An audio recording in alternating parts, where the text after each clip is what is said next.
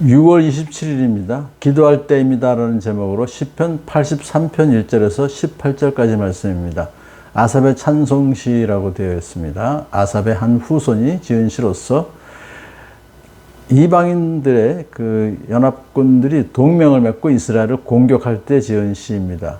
에돔과 모압과 암몬, 아말렉, 블레셋, 두로와 같은 나라들이 힘을 합쳤고 아스리아도 그 배후에 있었습니다.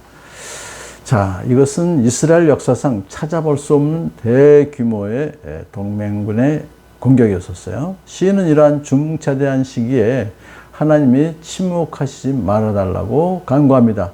하나님, 묵묵히 계시지 마십시오. 침묵을 지키지 마십시오.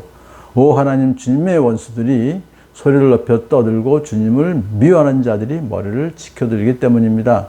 그러니까 지금 모압과 암몬, 아말렉 이런 자들은 주님의 원수들입니다. 그들이 주님을 미워합니다. 이렇게 해서 주님께서 이 전쟁에서 나서달라고 이제 기도하는 것이죠. 그들은 주님의 백성들을 치려고 음모를 꾸미고 가자. 그들을 없애버리고 나라가 되지 못하게 하자. 이스라엘이라는 이름을 다시는 기억하지 못하게 하자고 말합니다. 그러니까 시인은 이스라엘 백성을 주님의 백성이라고 말하면서 그 이스라엘이라는 이름을 다시는 기억하지 못하게 하자고 그들이 말합니다. 이렇게 하나님께 말씀드리죠. 이것은 뭐냐면 이스라엘이라는 이름은 원래 하나님과 겨루어 이겼다는 뜻이었으나 후에는 하나님께서 통치하신다는 의미로 통용되었어요. 그러므로 이 연합군들이 이스라엘 이름을 없애버리자 하는 것은 결국은 하나님의 이름을 없애버리자, 하나님을 정면으로 대적하는 그런 발언이었던 것입니다.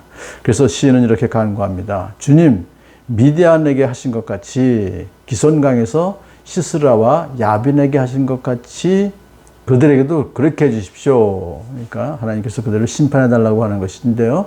사사시대에 하나님께서 기드온을 통해서 미디안을 격파하셨죠. 그렇게 또 드보라를 앞세워서 가나안 왕 야빈과 그의 군대 장관인 시스라를 진멸했듯이 이 악한 연합군도 그렇게 심판해 주십시오라고 간구했던 것이죠. 그들은 엔돌에서 멸망하여 밭에 기름이 되었습니다. 이 그들은이라는 것은 야빈과 시스라는 엔돌이라는 곳에서 대규모의 사륙을 당해서 참 그 군사들은 제대로 무덤에 묻히지도 못하고 밭에 거름이 되어버렸습니다. 주님, 그들의 장수들을 오렙과 스웹과 같이 되게 하시고 그들 모든 왕들을 세바와 살문나와 같이 되게 하십시오.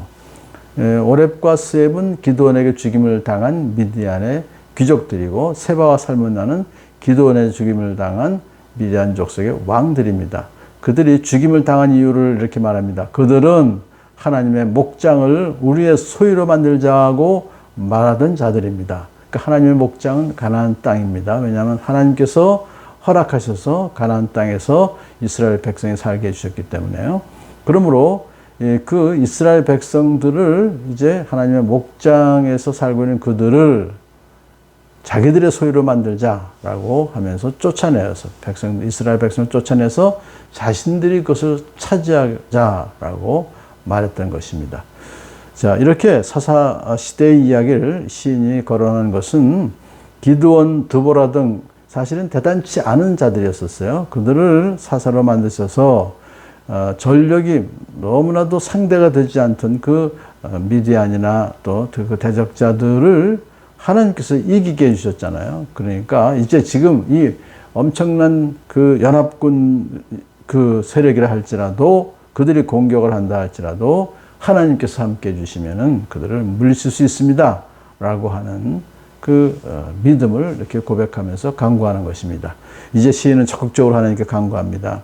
나의 하나님, 그들을 바람에 굴러가는 엉겅퀴나 쭉정이와 같게 해주십시오. 이거 뭐 바람에 굴러가는 엉겅퀴, 쭉정이는 아주 연약한 식물들이죠. 그러니까 원수들이 그렇게 연약한 식물들처럼 바람에 휩쓸려서 흔적도 없이 되게 해달라. 그렇게 기도하는 것입니다. 더 나아가서 살림을 태우는 불길처럼 산들을 삼키는 불꽃처럼 주님의 회오리 바람으로 그들을 쫓아내어 주십시오. 그러니까 또 산들, 살림 이것은 굉장히 강한 거죠. 그렇게 울창하게 자라고 있는 산림일지라도 주님께서 거대한 산불과 주님의 회오리바람으로 그들을 철저하게 심판해 주십시오라고 간구합니다. 그리고는 주님의 폭풍으로 그들이 두려움에 떨게 해 주십시오. 주님께서 내리시는 심판의 불길과 폭풍 앞에서 원수들이 죽음의 공포에 떨게 해 주시기를 간구한 것이죠. 이어서 이렇게 간구합니다. 주님, 그들이 주님을 간절히 찾도록 그들의 얼굴에 수치를 씌워 주십시오. 그들이 부끄러움을 당하고 영영 공포에 질려서 수치를 쓰고 멸망하게 해 주십시오. 시인은 하나님께서 원수들의 얼굴에 수치를 가득 채우시기를 간구합니다. 교만한 원수들이 이제 주님을 간절히 찾아서 살려달라고 그렇게 하게 함으로써 그들이 사는 동안 내내 죽음의 공포 속에서 살게 해달라고 간구합니다. 마지막으로 이렇게 간구합니다. 하나님의 이름은 주이시며 온 세상에서 주님만이 홀로 가장 높은 분이심을 알게 해주십시오. 그러니까 하나님께서 그렇게 엄청난 능력으로 그들을 이제 징계하시고 심판하실 때 그들이 이방 대적자들만 아니라 온 세상 사람들로 하여금 여호와 하나님만이 온 세계의 지존자이신, 온 세계를 다스리고 주관하시는 절대자이심을 그들이 알게 해달라고 간구하고서 마친 것입니다. 이 간구 속에는 이스라엘을 대적하는 그 주의 원수들로 하여금 자신들의 그 적대 행위를 부끄럽게 여기고 이스라엘의 하나님 앞에 무릎을 꿇게 해달라는 뜻도 함축되어 있습니다.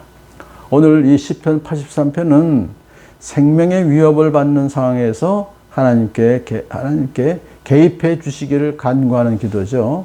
이 시인의 이 기도는 침묵하시는 하나님으로 시작했지만은 온 세상에 인정할 수밖에 없는 하나님 주님으로 이제 끝을 낸 것입니다.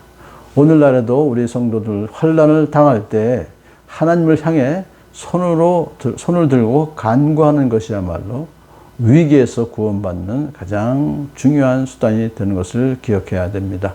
환난 중에 있는 모든 성도는 이런 사실을 굳게 믿고 확신하는 가운데 기도하기를 그치지 말아야 하는 것입니다. 환난 날에 나를 부르라. 내가 너를 구하여 줄 것이요 너는 나에게 영광을 돌리게 될 것이라고 하는 말씀을 기억하면서 오늘 말씀을 맺습니다.